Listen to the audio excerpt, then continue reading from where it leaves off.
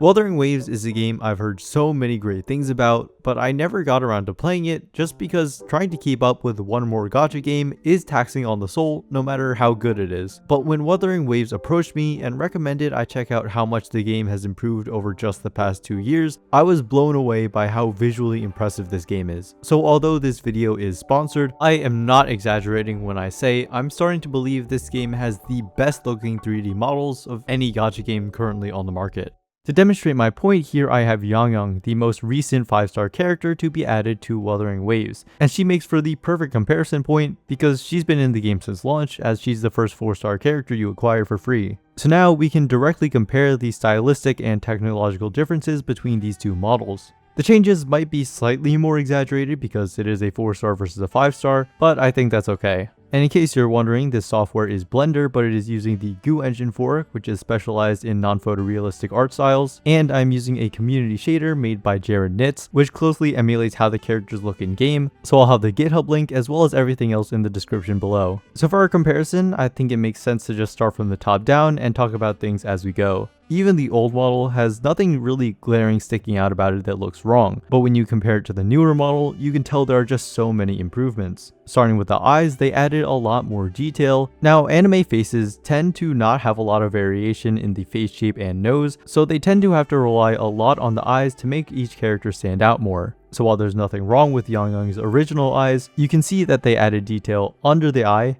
added more colors to the irises, as well as added more color to the eyelashes. Before, they only had a slight little highlight up here, but now they have a much more prominent highlight, as well as a blue tint to the underside of this part of the eyelash. Moles and beauty marks are another way to make faces a little bit more distinct, but with the old one, you can see that there's blurring around the edges. And that's because you're taking the image texture, which is made up of individual pixels, and stretching it out across the face, meaning that the projected image will have pixelation or be stretched out, and of course, stretched out looks a little more natural. But that does result in these blurred lines over here, which they managed to avoid on the newer model by making the beauty mark out of vertices. Now, vertices are these little triangles that make up the geometry of the model, and the nice part about them is that they keep their position relative to each other. So that means no matter how you zoom in, it'll maintain its shape with no blurring at all. And lastly, we can see some additional shading around the base of the eyebrow, as well as more blush and highlight on the lips. After that, we gotta talk about this hair. Again, nothing really wrong with the original style. It very closely matches a traditional 2D art style with these brushstroke highlights on the top of the hair. But we can see with the newer hair, not only did they add a lot more strands, which helps it look more voluminous, but they elongated the highlights, making it look a lot more natural. And with Yang specifically, we could see that on her hair, there are these feathers. And they did a really good job of making these easily identifiable as feathers with these line shapes. But when you look at the newer model, just the way that the hair transitions from the normal hair texture into the feathers, it looks just so much better. And also the little cutouts here help sell the effect a lot, because the old ones were all pretty even and homogeneous. They also improved a lot with how they textured in general. As we can see on the bow here, it's a little bit blurry and pretty difficult to read what I believe is meant to be a floral pattern on this bow. But on her new model, she has this design which definitely evokes clouds, which I think makes a lot of sense with all the different bird motifs. But even though it's a smaller surface area, you can very easily tell what it's supposed to be. Moving down to the neck, we can see some differences in how they sculpted the body. So if we look at it in edit mode, you can see that there are these few individual vertices which are responsible for all of the increase in height, and they look pretty jagged. But if we switch to the newer model, we can see it is much more smoothed out, and they actually rely a lot more on the shading to give the shape of the collarbone, since the geometry itself is fairly flat. And we can see that this model is significantly heavier in size with 175,000 triangles as opposed to the original's 80,000. And just as a disclaimer, since I know this has come up in some of my previous videos, but these counts also include things like the outlines, which pretty much doubles the number of faces due to how these outlines are drawn. So I don't think that triangle count should be used as a distinctive measurement for how detailed a model is, but I think it's more fair to just use them as comparisons between two models of the same game and how much more detailed one is compared to the other, and comparing models of different games with poly count just doesn't really make a whole lot of sense. But anyway, back to the models. I really like how this metal texture comes through. We can see that it is extremely reflective as the camera moves around, and that signifies to us that it is a metallic material. And even on this top area here, although there is some reflectiveness with the camera, we can see that there are also highlights just straight up drawn in. So the new material just does a way better job of representing it. The old model also has this part, which is a bit noticeable as being outdated, purely because it is completely flat. And it doesn't really look that bad, but once you see it around from different angles, it becomes pretty noticeable. The new model really doesn't have anything like that. As we can see in solid view, everything is really modeled out, and that does sacrifice some performance, but it does look really good.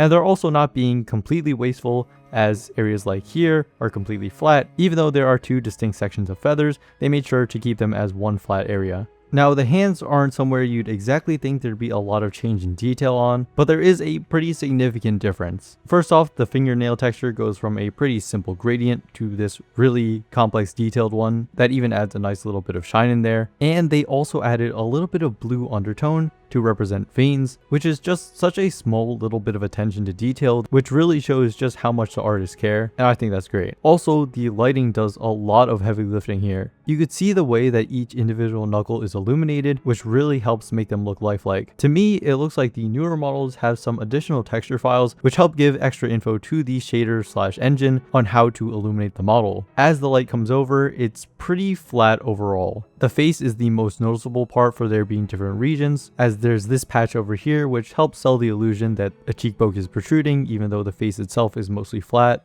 And then you can see it a little bit on the hair and some parts like this quilted texture, which does give a little bit of illusion of it being raised. So definitely not bad on the original model, but if we look at how the light interacts with the newer model, it's actually incredibly more complex. The shading itself is much less flat, but you can see that the way it gradually crawls over the hair and other details on the body makes the lighting seem much more lifelike. Again, it also helps make the fingers more distinct individually, and it helps a lot with the textures of the different clothing materials, because we can see that when it lights up unevenly, that gives the illusion that some parts are raised and some parts are depressed, which just really helps sell the illusion of texture, even though the model itself is completely flat. And we could also see that around this area of the dress, which again wouldn't show up nearly as well without these additional texture nodes. With the legs also textured extremely well. We see that before they would just have very simplistic details for the joints, with these two little lines being very basic but doing more than enough to represent what they're supposed to be. But here on the back of the knees, we see that they are much more subtle. And even down to the shoes, yes, they look quite a bit more complex, and the use of materials is really nice with these metallic ornaments on top and then a very clear leather texture down here. But they even went as far as to add just a little bit of dirt to the bottom of the shoe to make it feel worn and more realistic. Now, this detail actually is mirrored between both of the shoes, as we can see, but for such a subtle detail, it makes sense that they wouldn't go out of their way to not mirror the texture when that is ultimately much more efficient. And again, really small details, even on the underside of the shoe where you're probably never going to see in game, it just looks really great, especially compared to the old one where there's just nothing going on there because they were trying to be efficient, and that makes sense. They also show a lot of love to the underside of textures. As we see, this back part is completely different from what it is on the other side. And on her 4-star design, we can see that it is pretty much just straight blue. Now, I actually do quite like this and what it does for her silhouette and overall appearance, but admittedly, it is extremely plain. And newer models just have fully thought out patterns and textures, even though it's an area that just isn't going to be seen a whole lot. It's very obvious to me that the artists behind Wuthering Waves are truly passionate for what they've created, never becoming complacent with work that was already very impressive to begin with. And at the same time, I definitely have a lot of respect for their willingness to stick to their original visions and values. After seeing all this firsthand, it doesn't really surprise me now that this game has such a dedicated fan base. Thank you to Wuthering Waves for sponsoring this video. Check out the game in the links below if it interests you, and as always, thanks for watching.